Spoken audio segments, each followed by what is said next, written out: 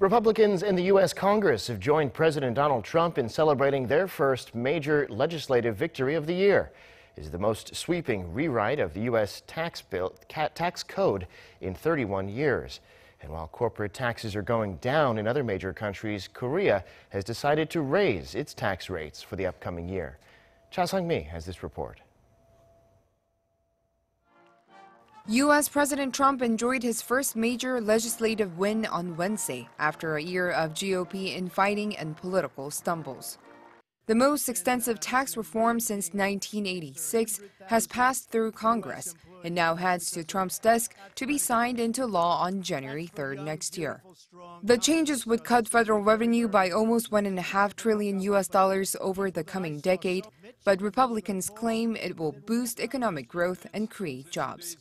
We are going to bring at least $4 trillion back into this country, money that was frozen overseas and in parts and worlds, and some of them don't even like us. The bill cuts the corporate tax rate to 21% from the current 35%.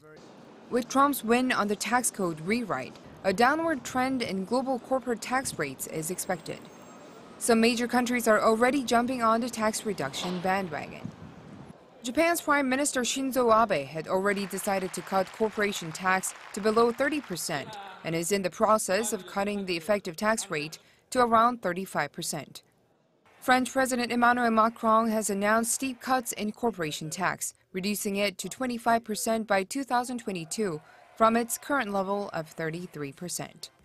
While other OECD member nations are busy cutting corporation tax, Korea seems to be going in the other direction.